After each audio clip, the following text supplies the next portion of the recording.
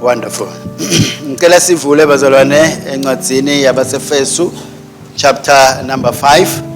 Ngicela si appreciate praise team bazalwane, ngicela nibashayele itandla labazalwane for the great work they are doing.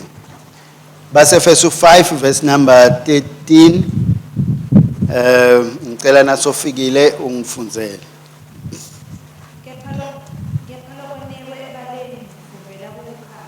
Sorry, Ephesians 6:13.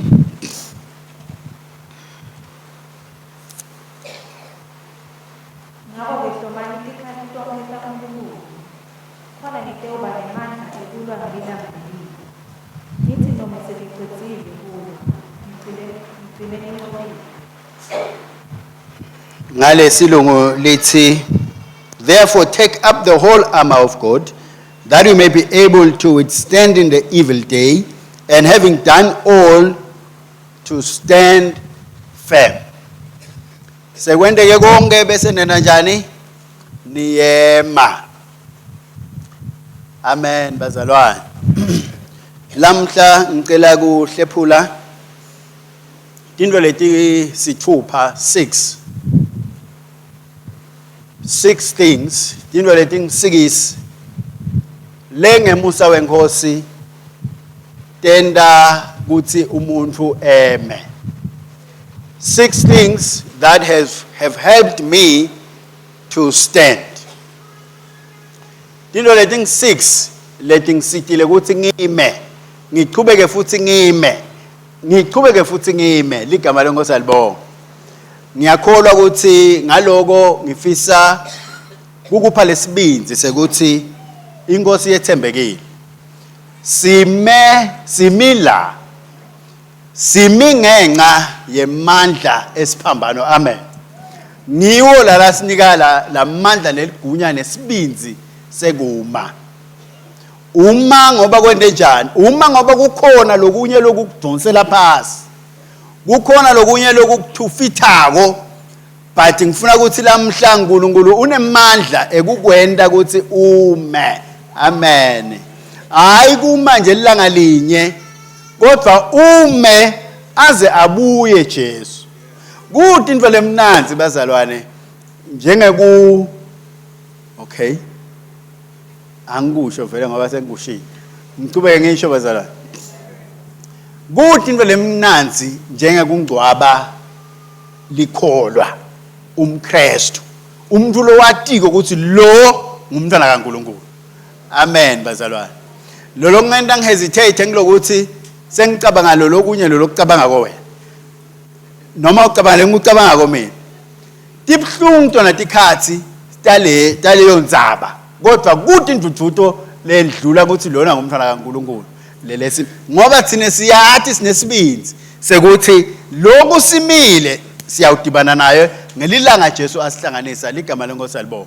So ngikhulumela ke ukuthi angikhulumeli kuma kwemzuzwana, angikhulumeli kubambabambelela, ngisho kuma mina uthi izike wathi ukuthi noma imoya ingahusha kwani lona lengiyena angimisile unemandla ekugcina umile aze abuye yena. Lo uqalile umsebenzi unemandla wokuthatha awufikise ekugcineni.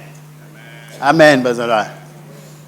So ngicela ke I know ukuthi umuntu utawuba a little bit more personal today, but ngive ngathi kungaba ngcono nangithi into leti sithupha leti ngisite ukuthi ngime.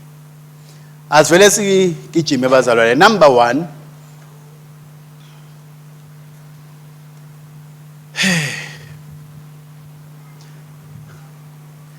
leli gama lesilungu lengilisebenzisile ngithe encounter. Ngilokuthi udibane na Jesu. It's an encounter with the Lord. Kudibana watane na Jesu. Kuma habits lengithi noma ngabe ukhashane kanganani naNkulunkulu. Kune habit lemqoka lokufuna ukufundise yona empilweni, buya esontweni. Amen bazalwane. Noma ngabe ubuya uphethwe libhabhalazi na uvuke kuseni, but teach yourself Sunday ngiyesontweni. Amen bazalwane. Noma ngabe vele impilo yakho ekhashana naNkulunkulu, teach yourself to go to church. It's a good habit. Chances are kungenteka lelo langa uyile esontweni ishintshe indzaba yakho. Amen. So ingoti leba khona ke bazalwane ngokuthi uma unganako lokuhlangana na Jesu ungete esontweni uphize ude kube mnanzi esontweni sigcine sihamba sonke esontweni kanti awatani na Jesu. Lokufike kwenda umehluko empilweni yami ngilokuthi ngingatane na Jesu ngiyathi ukuthi kwakungilesine kungiNovember ngihamba corridor la ngadibana khona na Jesu.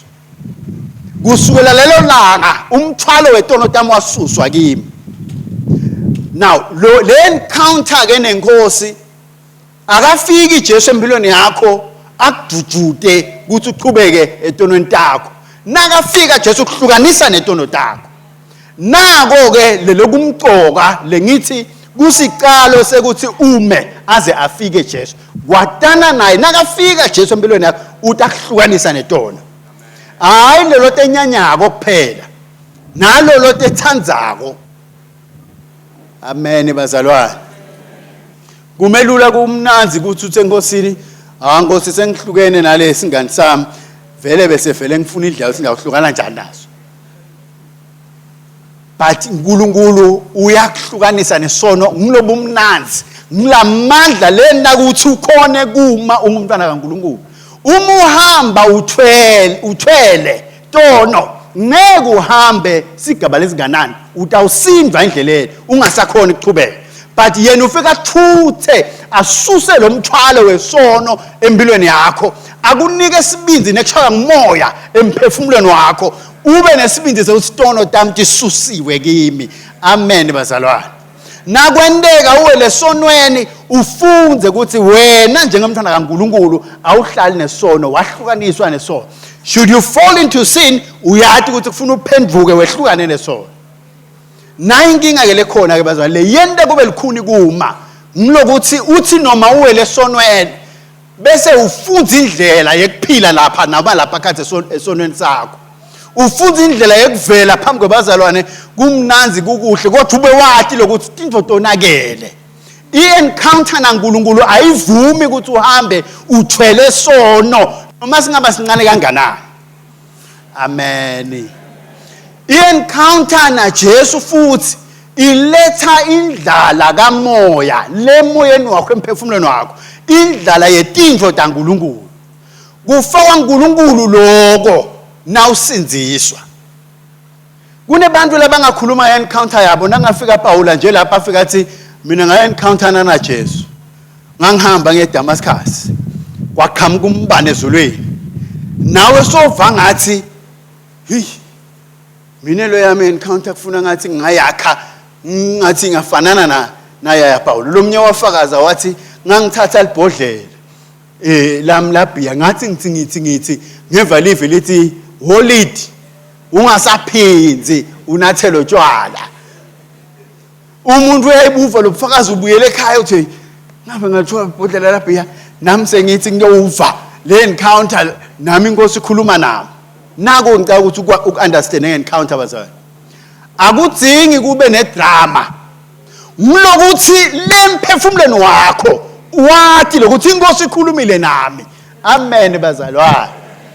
Yathi angihlukane inkosi ikhuluma ngemfundisi akhuluma la ikhuluma ukuthi hambele esitaladini ilethe umfundisi la kushumayela years ago ikhulume nawe. Amen.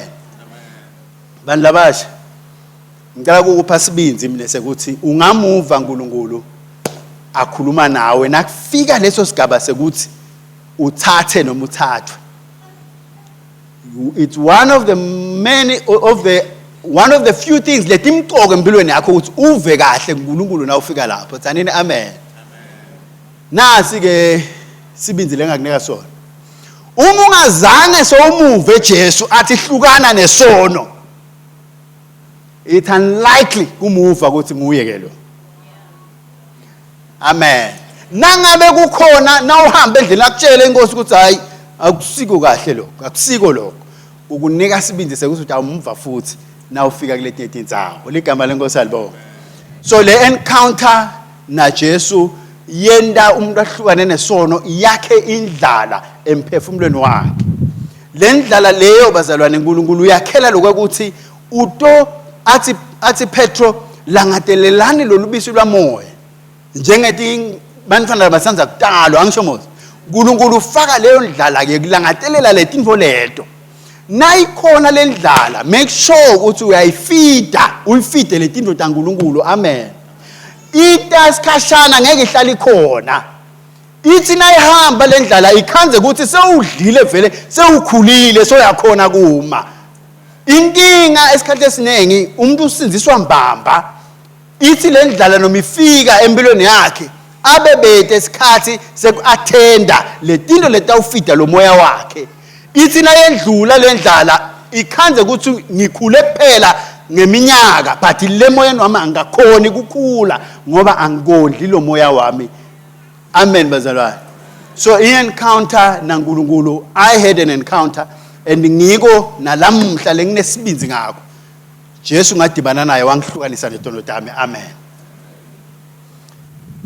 number 2 loku site umuntu ukuthi eme kuthi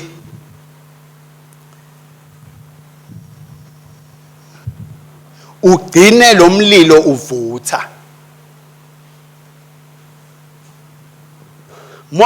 uNkulunkulu wanika Mose 3 wetinto latha katende nakakhipha bantwana nasakhiphe bantwana baIsrael eGibhithe between Egypt and Canaan wamnika ukuthi akamakhele lithabanekele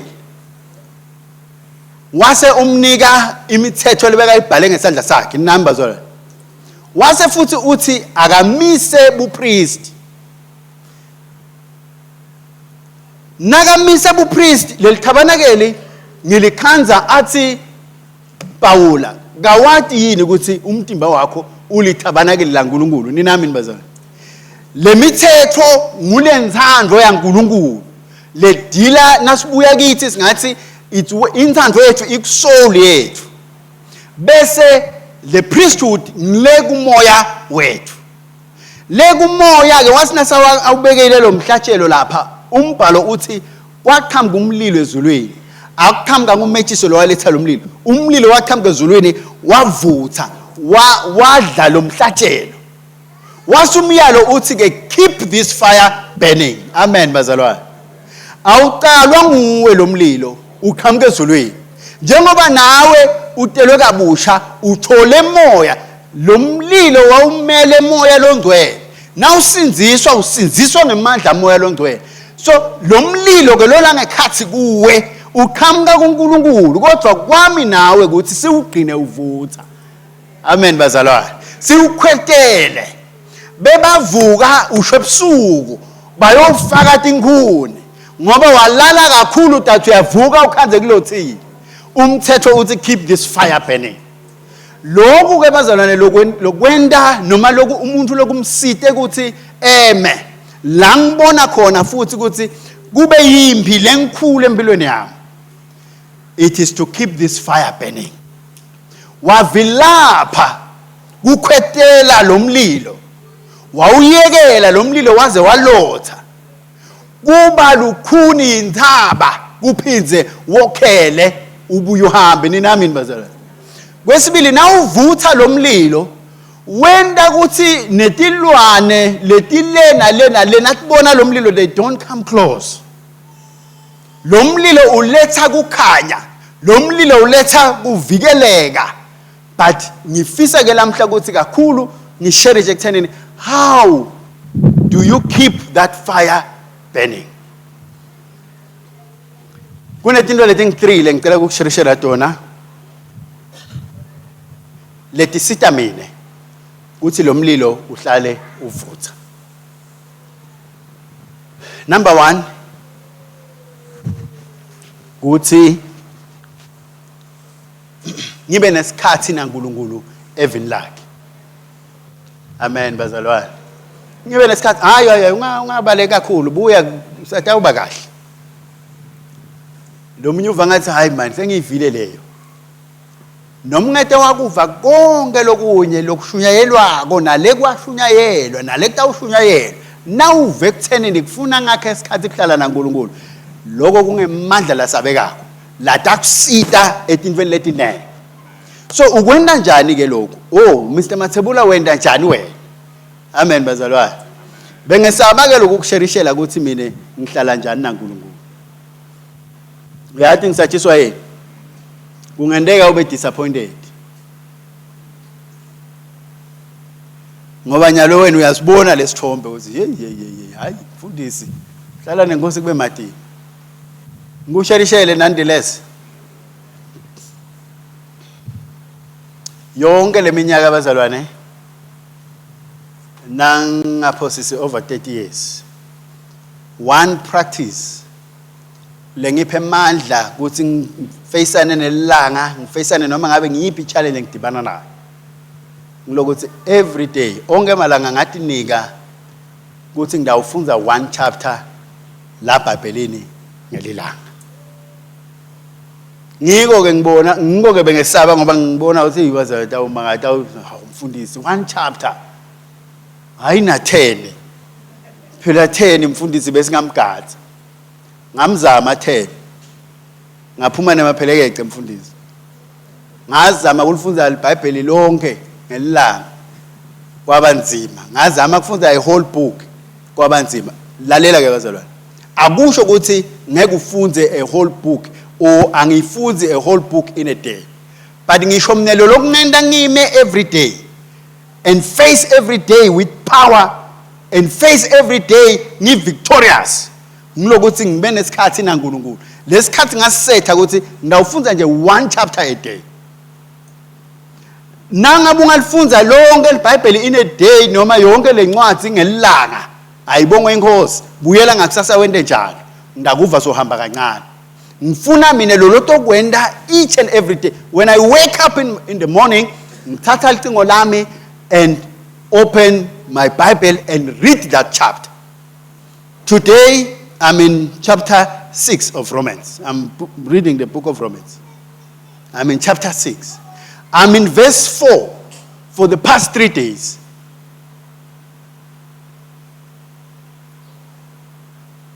Nansi ngivula le Bible ngifuna ukuqhubeka ngibuyela lapha ku verse 4 ninami bazalwane ithi inkosi ihlala la kukhona lelo takuthola la amen ngoba lokuhlala ufunze le Bible awuhlaliswa ukuthi utofika ngelisonto ufika uthi tick imfundiso uyangiva mo uhlala ngoba ufuna kuva uNkulunkulu akhuluma nawe nileso lesizathu lesisenda ke ukuthi sihambe sifune ukuhlala nenkosi lokugcina lo mlilo uvutha ngilokuthi uhlale la evini. Uma utitshele ukuthi utawufunza one chapter a day and nangwena systematically angifunzi chapter 6 lamhla ngigijime ngiyofunza chapter 13 kusasa na kuyase ngikujobe langa lelandzelako hayi sengiku-Esther futhi I take a book at a time. Amen bazalwane.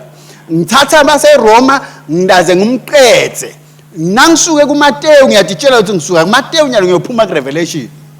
Akhona ama instances la uNkulunkulu nawuthi usafunza akuvulele letinye tito leti takwenda uhamba uye kuletinye tincwadi kuze ukhone ukuthola lo msoco kahle waloko uNkulunkulu akufundisa kona. Amen.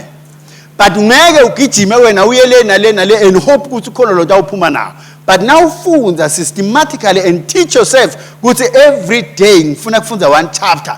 And listen, uma ngabe le chapter yinze kakhulu yijube ngidawufunza half a chapter. Amen bazalwane. Ungamangala ke bazalwane ukuthi noma ku one chapter a day nalo vako na Sunday school umfundisi man one chapter awushaye 5 chapters. There is a Berkeley. Yakuthi ubuye utofunza the same or rather the one chapter every day. Nkosi yami ngithini nje ngibeke njani? Noma ungeva ngathi kumelula one chapter a day kodwa kunempi le over the years even today until Christ comes iyobe solikhona lethi hayi asume lamuhla funza kusasa. Ninami bazalwane. Kunembi lethi uthi nawuthi uyalithatha nje awubuke isikhathi. Oh Nkosi yami sengilate so shile. Ninami bazalwane. Nawuthi uthi uyalithatha bese uyakhumbula ukuthi kufuna ngishayile mzala kuphi angathi nina ngiyanathi ngihlala nenkosi nina le andistage lutho kodwa mina ngithi nangithi ngiyahlala ngifuna kufunza leli Bible lami kuqhamuka umcabango nje lese uphuthuma umangala ukuthi sekuphuthuma njani lokho nangabe kungakafika umcabango ukungena elicingo nangakafika elicingo sesikhathi ngilate. So every day you are fighting kuhlala ufunde le chapter yakho ngelanga. Now ngicela ukukunika naku ke lokho difundzise ukuthi na ufunza le chapter yakho ungabi nehari ungafunzi ujake. Na ufunza ujake you will miss what God wants to speak to you. Make sure ukuthi na utinika lesikhathi uyatinika lesikhathi uyafunza na uqetha uyabuta inkosi kodwa bowuthini yini kimi lokukhuluma konganako lesinye isikhathi ngeke ubuta usho kubuta itakutshela inkosi usafunza iphinze ikuvimba inkosi ungaqethi kwayona le chapter uthi uyaqala nje usefunze one paragraph emavesi lamathathu ibamba inkosi lapho awubuke la ikukhumbute lokunye uthi asiyohlola kubani ukuthi lena kuthiwa ningale ninami bazalwane nileyo ndlela ke lokugcina lomlilo uvutha nekuthi uhlale naNkulunkulu la evini uthi uhleli naNkulunkulu ine chapter uphume ungakeva lutho uba bathi onkosi what's the revelation here utagcina uyakha le revelation phuma nje uhamba ngathola lutho lamhla ubuye nangakusasa kude ubuye futhi kude ninami bazalwane kodwa uthi ngalenye ilanga ithi inkosi nakulele ngisho kokuwe ukuthathe kugududela iviki lonke la eNkulunkulu akhuluma na ngiloko lokumcoka ukuthi ngibe nelivi leliqhamuke enkosini ngiface elanga ngathi ukuthi I have heard from God lo watiko ukuthi liqala phi ilanga lami liyophela kuphi ligama lenkosi alibonga. Number 2 kulo kugcina lomlilo uvutha ngapha leti ngifuni leti ngi3 ngilelivi kwesibili uthandaza ngomthandazo. Now umthandazo ke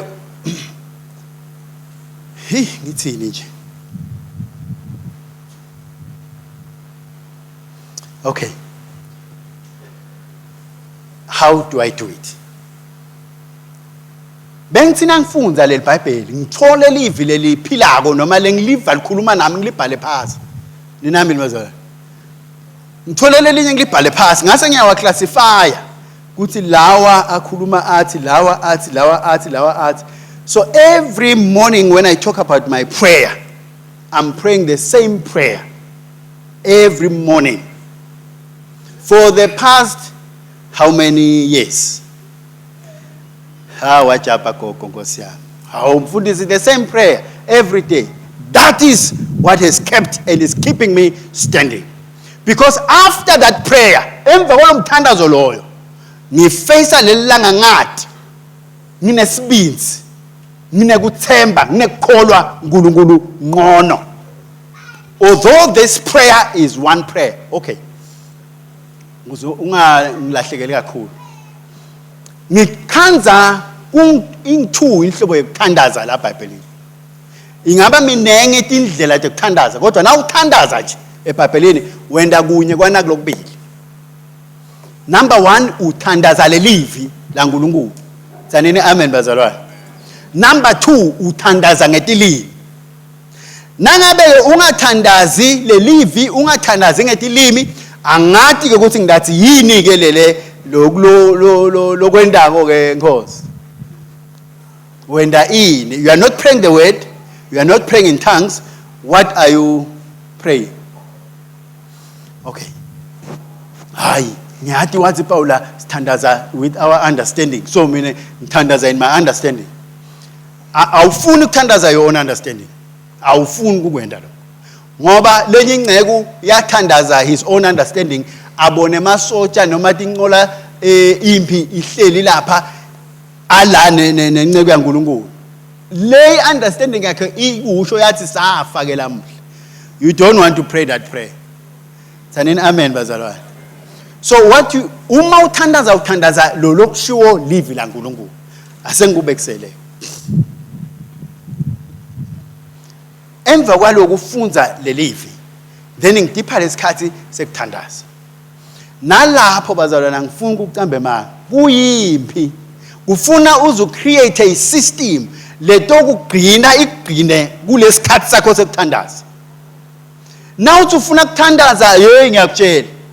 Ngafunza lenye ingceko ithi nakathi uthi uyathandaza nje sekuqhamuke esomkhumbuta ngani uthi ngase ngiditshela ukuthi okay no problem. Wathatha idiary wabeka la nepen waqala wathandaza. Wabuya ethi emsebenzini kudzinga uyobhadala ngiyabonga Sathane. Number 1, I need to pay my bills. Wabuyela wathandaza. Uyakhumbula ngifuna uyobona le customer bani ngiyabonga. Wabuyela wabhala. Uthi it never took him long until the devil stopped bothering him. Because every time nakathi uyathandaza akhumbula ukubhala phasi lokhu lekufika la ngqondweni yakhe. Ninami nibazana. But the biggest challenge is to shut your mind now nesikhathi naNkulunkulu. Ngoba le ngqondo yethu ngiyo lele vimba ukuthi singeva naNkulunkulu akhuluma nathi. So one way lengisita ke ukuthi ngikhone ukuhlala kulesikhathi semthandazo ngilokuthi there is what I call a prayer walk. Ngiyasuka la ngihambe ngiyojika le nangibuya la ngiyathi I've prayed my 30 minutes. Ninami nibazalwane. So nangihamba I am able to pray. Lesinye isikhathi nangishayela ngiyathi ukuthi ngafika kumalinza. Here is my time to pray.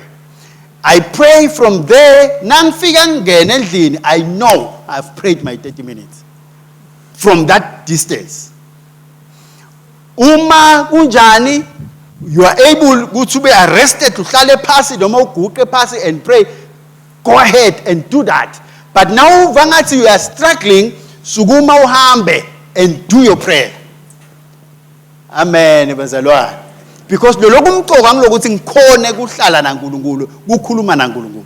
Now let me move a little bit faster. This prayer lengithi ngithandaza onke malanga. Wekuqala ngithi ngiyabonga Nkosi nali suku longiphelona lihle, ngidawuthokoza, ngidawujabula, ngidawunqoba, ngidawubusiseka bukhona bakho bunami, umsa wakho unami. Ngibonga Jesu le ngaye ngingiloku lengiko. Ngiyini ke bese ngiyabala. Ngingumntwana kaNkulunkulu, tono tami tisusiwe kimi, ngisidalwa lesisha, ngikubala lamthandazweni. Ngikubalele ukubona bazalwane noma niyakuva lokho ngisho.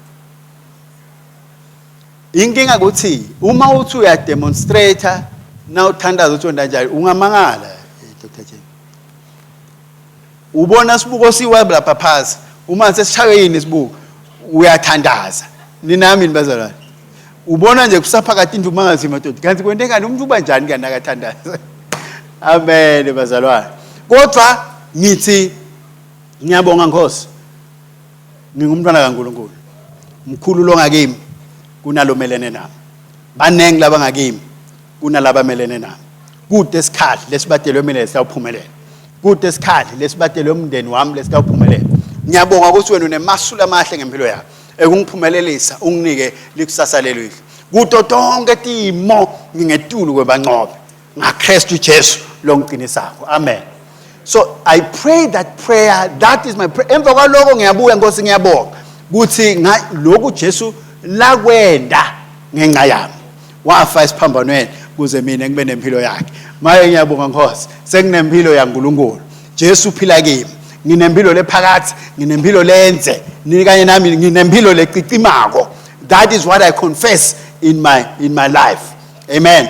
Nkosi ngiyabonga ukuthi Jesu wendiwa amasono ngenxa yami. Kuze kuthi mina ngibe kulunga kwaNkulunkulu. Maye ngiyabonga I'm the righteousness of God. Ngikulunga kwaNkulunkulu, ngifile macondzana nesono ngoba moya waNkulunkulu ungikhululile emandla nasemthethweni wesono. Ngihamba ngikulunga kwaNkulunkulu. uNkulunkulu uyathokoza ngami. That is my prayer. Ninami bazalwane. Ngendlule maye ngiyabonga Nkosi ukuthi wena Jesu wamenda waba siqalekiso ngenxa yami. Akwakungasiko kwendiwa siqalekiso mahala. Ngibonga ukuthi mina ngaKristu lowendiwa waba siqalekiso ngibusisiwe. Ngiphuma la endlini lamhla ngibusisiwe. Ngidawungena futhi ngibusisiwe. Ngibusisiwe emisebenzini emabhizinisini lengwendako. There is a blessing of God upon my life. Amen. Ngichubeke ngene wendiwa waba mpofu ngenxa yami kuze mina ngicebe ngichubeke. That prayer takes me 20 to 30 minutes on a normal day. On a busy or hectic day, 15 minutes. On a cool day, it can go up to 1 hour. But here's the secret. Onke malanga, I confess the scriptures in my life. And ngitibone ngingloku nkulunkulu lathi ngingiko la evini. Angiphindze ngisho ke bazalwane. Leli langa ngithi ngingakhona kwenda lo mthandazo. Akhona emalanga where you struggle and you didn't pray that day. Ekuseni njengoba ofisile. Ungatibulali. Wake up the next day. Uqhubeke lapho ninami nibaza until kwakhele kugcina kuyingcenye yempilo yakho ngoba lamandla latakwenda ungeke ukhona ukufacana netimo tale ngephandle ungavuthi lo mlilo loqhamuka kuNkulunkulu. Amen. Lamandla lasinika lokunqoba asime la ekuvutheni kwalomlilo etimpilweni tethu. Amen. Kwegcina ke in keeping the fire burning is praying in tongues. Kuthandaza ngetilimi. You see, ngithi nangibuke emuva ngimangale ukuthi madoda umuntu bekenda njani? How did I bengikhona njani without this gift of praying in tongues? Nkosi ngabe ngayishomba kanjani nje le. Ngazama abazalwane kuya phambi kwabafundisi nebagqotshwa bangibeke etandla ngithole amandla ekubhabhatiswa ngamoya ngikhulume ngetilimi. Ngaya kwasala nje ukuthi kuyothuke la inhloko letinwele.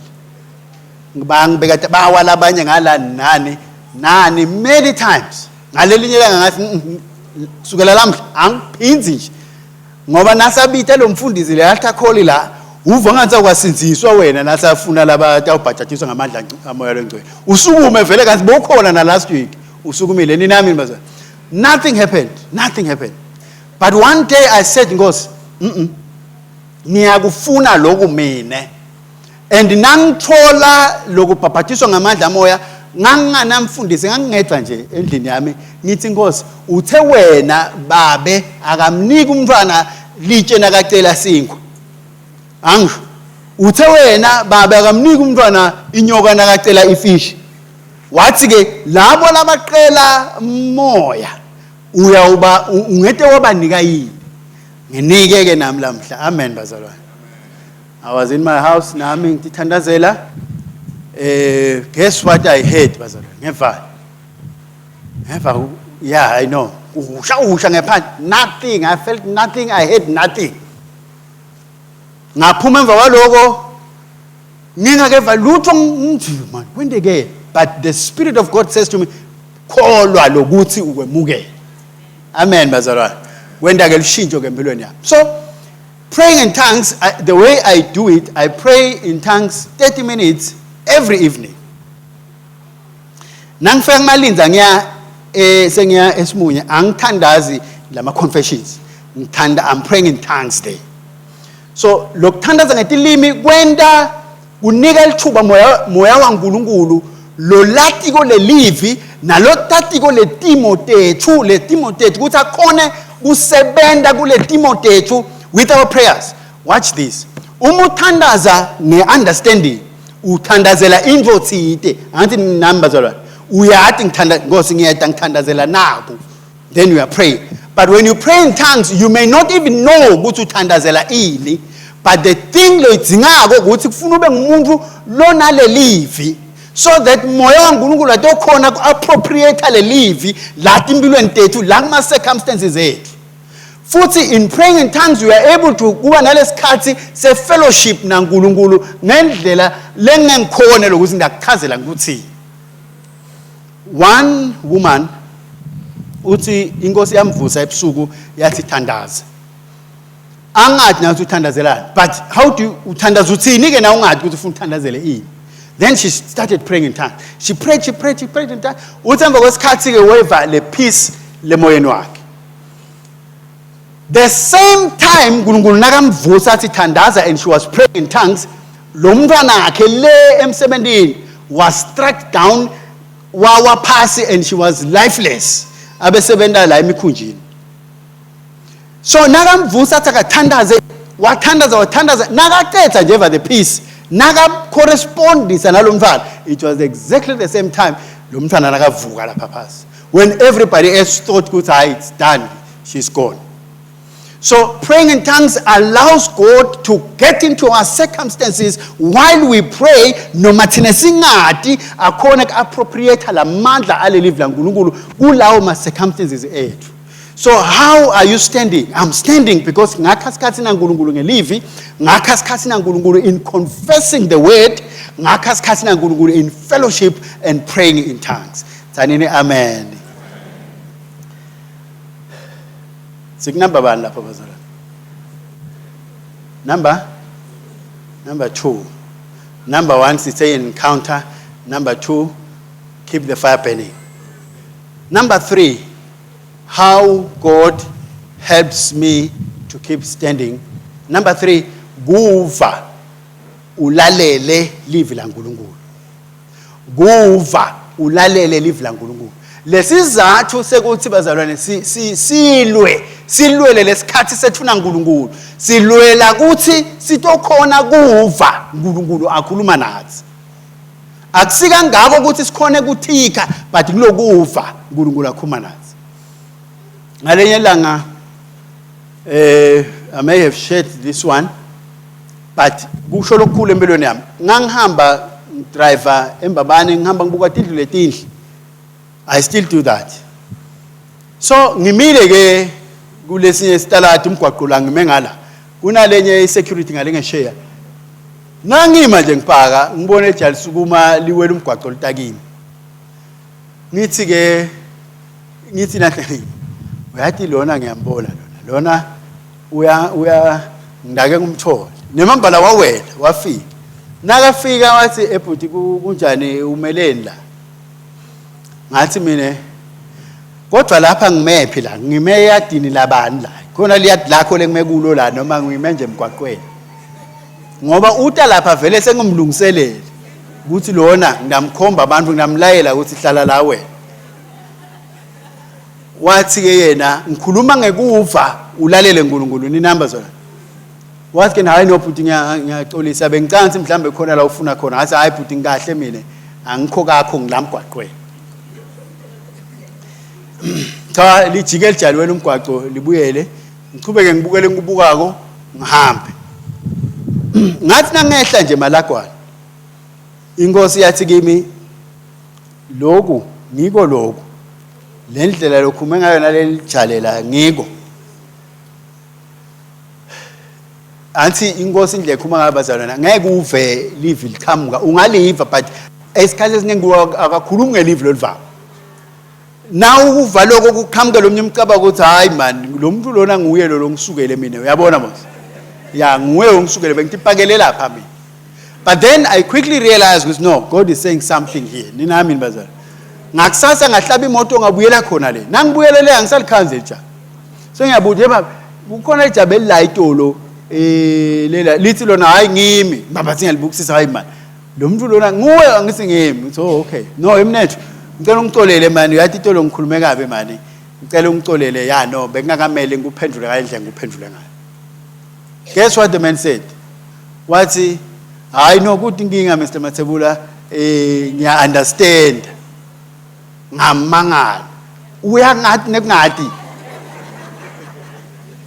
sengimi lo yakusasa nelibhayibheli lami nyodlonyodlo ngibuyela kulela jalela ngiyolifakazela ngaJesu utangiva but lokhu uNkulunkulu ngoba yena wathi konke bazalwane was able to speak to me and say go uyolungisa lokwale ngiyayibonga inkosi ngekuva uma ngabe kukhona into lemcodi impilo ntethu baza kuva uNkulunkulu akhuluma nathi letimo lesibhekene nato tilite the day we hear God speak etimpilweni tethu bese siyenda la kusho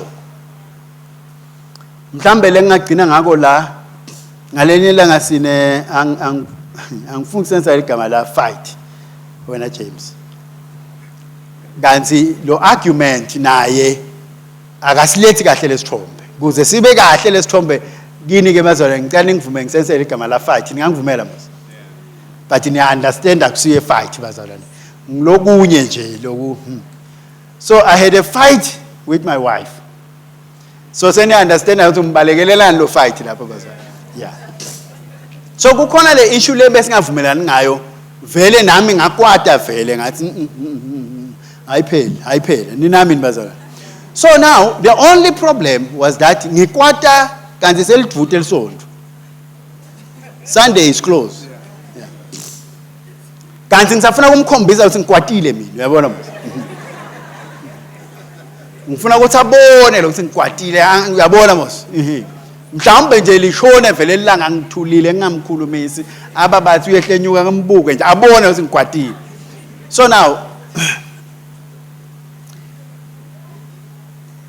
Sunday I'm in church. I'm sitting right there. Akafika ushokufika umfundisi kutoshumayela. He pressed him is ministering and God says to me, "Hey, awungixoxeleke ngiko lokho." Ninami bazalwane.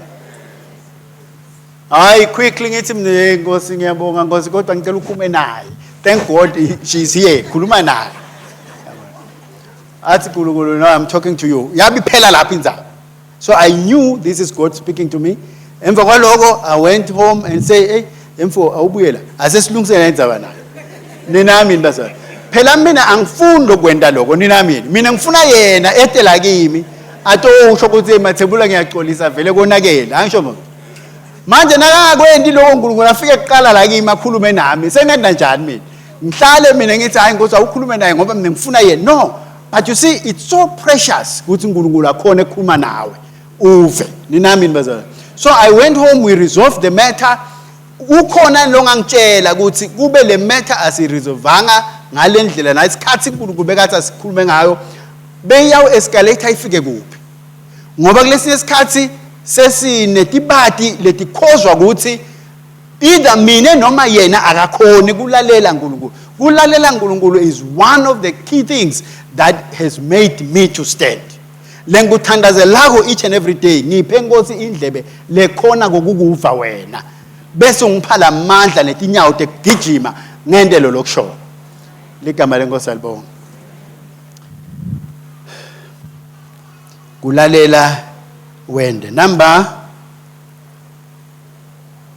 bazalwane nisekhona yini number 4 kwakha imincele creating boundaries kwakha imincele lotakhela yona wena levikela wena lesizathu kufakwa fenisi emakhaya ngilokuthi ukhone kubona ukuthi lo sangena la ungena la ngekhathi lo hamba ngalo kwa fenisi akanandzaba ninami bazalwane. So now lena ngibuka in the element kakhulu yami as a man.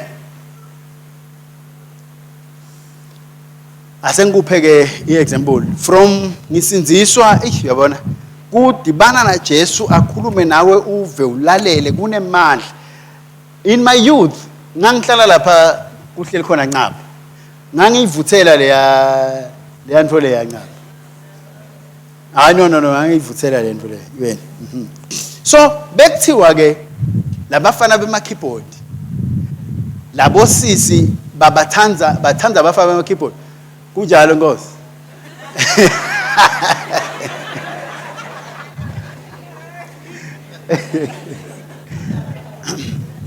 So there was bekunaleyo temptation lenengi uma useva uNkulunkulu lapho. But ngicela kusho bazalwane angikhumbuli nakancane ngilwa naleyo temptation le. What I remember, there was a lady that came to me wathi ucela ngimfundzise ushaya keyboard. Besise eliyengo. So inkonzo beyiba Wednesday na Sunday. So Sunday I'm in church, so the only time Wednesday. So ngathi kuye no problem. Asimithe Wednesday nga 5. Inkonzo iqala nga 6. Simitha kuphi? Let's meet in the chapel. Thanini amen. Nasifike echapelini nemambala afike sifundisane lesifundisana kona kufana nje ukuthi nga 6 yangena inkonzo. So while isafundisana behla bayenyuka labanye bamisa ema instruments uyabona mos. So next week ke sisi no problem 5 o'clock let's meet at the chapel. Ngafika echapel nga 5 the following week no show sisi wangafiki yaphela lapho ke ma lessons ekufundisana kushaya keyboard. So by creating boundaries, mntwana kaNkulunkulu, mntwana kithi ngithi yenda tintfo leti tawukhona kukuvikela la ekuhambeni kwakho na Jesu. Ungabi ulwa nema temptations la not necessary. Imagine nakathi ucela ngumfundi kusha, hayi okay, ubofika e New Block, ngihlala e New Block mina room number 4. Ngisuke ngicedzile lenkwenda konga 9. So you can come from 9 and Zambama, I can teach you to play keyboard. Ninami bazo. Sesi le roomini kenyana ngu9. I'm not intending anything evil, ninami bazo. But sesiyafundisana nje kushaya keyboard namoya soyafika ngemandla sosifundisa sesishaya siyeqa nakuya yabona. Kanzi nangabe sile chapel noma moya fika labazalwane bafuna baqala inkonzo la angisho mona. So I'm placing myself esikhatsini nasenzaweni lengeke ingende ngibe vulnerable. Amen bazalwane. So ngani ngamtshela umkami never mos. Ngaleli langa ngisemsebenzini letulu enzingene khakha kongosi. So ngolesine isikolo ke ngiyayicetha ibusiness yami esikolo. There is this girl lophumako naye sengishadile. Amen. So nakaphuma ngihamba emoto ngihamba phansi ngithi angimphi lift naye probably she's going to town. Uyaphathi ngedrop and ayakunenza wasami agibele sihamba. Nakagibela sihamba ngikhanze ukuthi sesiyaxoxa ke ufunza ngale South Africa wenda ini but ke asengikusho naku bezalwane. Uma utang correct umfundisi utakubisa in the right perspective. Uma uthi umkakho muhle kunabo bonke abantu emhlabeni. Ngithi ke mine hayi asuqala uhamba hambe. Uyabona? Awuhamba na uhamba utawudibana nebantu. Lo babona uthi athi uNkulunkulu uthethe isikhathi sakhe amakha namuntu. Uyabona? So lo sisi lo abengumunye walabantu uNkulunkulu lathethe isikhathi wabakhe. Thank God for my wife. She's a lovely woman, and noma ngathiwa ngiqalele phansi ngiyoshada, she's the best thing that has happened to my life. Amen. So siyaxoxena usisi siyasitana okay sengithi ke mina I have a friend mina lo ngakusita kule career path yakho. So nginika inombolo yakhe ke nako ke ngihamba. Nase ngihamba hayi man sithombe sasisi sipheka ubuya la kimi uthi hayi khona man. Uyabona leti into leti ngenko awukhona ukukhuluma until nize nikhona kwakha that friendship niyakhona ke ukukhuluma lento.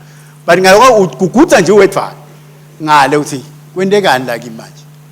So ngazi nangehla lapha kulenye indzawo lapho kugaya khona emaplamu ngirealize ukuthi lesithombe salo sisi sipheka kubuya ngemandla. Guess what I did? Anti inombolo nginayo. I picked up my phone, scrolled down to that number and deleted the number. I deleted. That was the last time I was bothered by that thing. It's because I am realizing I'm creating boundaries. Angifuni Satan njayedwa is enough. Angifuni ukudakhela ke lokunye lokufuna ngilwe nako lamaceleni ninami bazalwane. Satan njayedwa nje is enough. Don't start to create other things that will come there. So dealing particularly with the opposite sex, they are my sisters, they are my colleagues, but I have my boundaries. Lengathi ukuthi lesinye isikhathi ugqoke kahle angeke ngikutshele ukuthi ugqoke kahle because I don't want to bring ama connotations. You understand? Ngeke ngidlale nawe futhi ngikudlalise ukuthi maye umuhle. I don't play that because lokho kutangibangela inkinga kusasa noma ngabe I'm meaning it kahle but it may not be meant kahle on the other party. Amen. So ke ngisho ukuthi ke ningangibuke kabi bazalwane nanigcoke kahle nibo wathi nje ukuthi umfundisi ukubonile ugcoke kahle. Amen. Wonderful. Creating boundaries. If you don't create these boundaries, kumelula ukuthi sitha singakuthufitha ugcine ukukhumbula nje ukuthi hey bengihamba nenkosi ngisemandleni ninami bazalwane. But inkosi iyasita ngekuthi isheshe futhi kulayele ukuthi something is not right here. Ufunze wena lokuthi ukulalele lolokhunywa inkosi.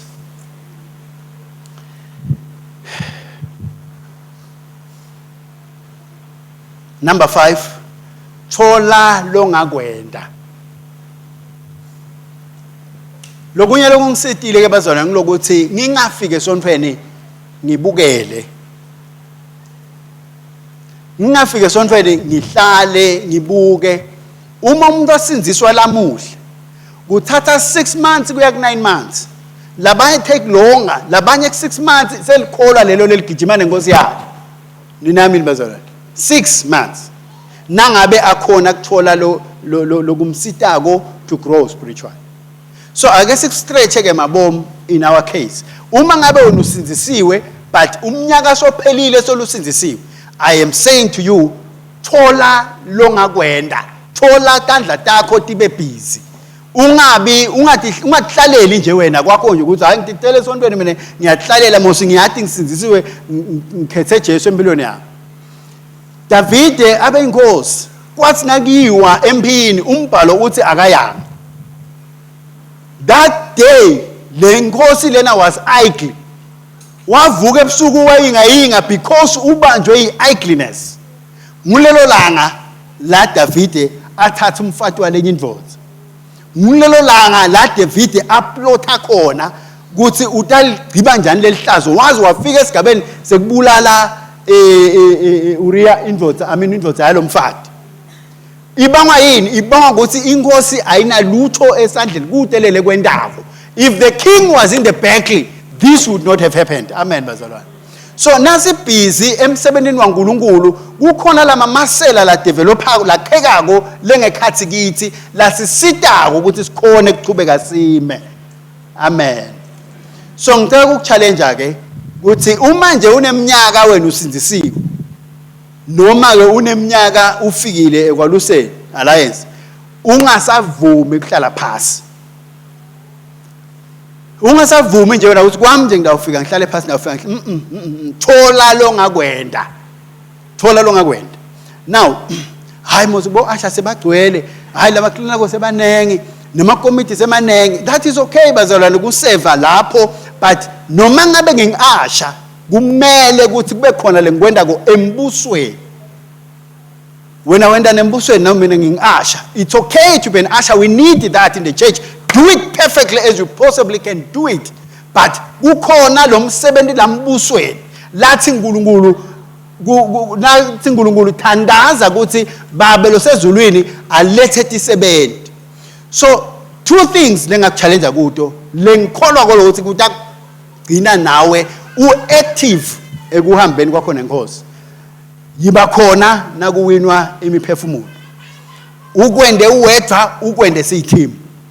Inviter ungavumi ukuthi I'm going to church every day. In lokusebenta kwekufuna ukuthi ngibani inkosi lengangisebenzisa asinziswe ngenxa yami. Lokho nje on its own will keep you busy in the kingdom. And ngicela ukutshela ngeke ushayisane namuntu lapho.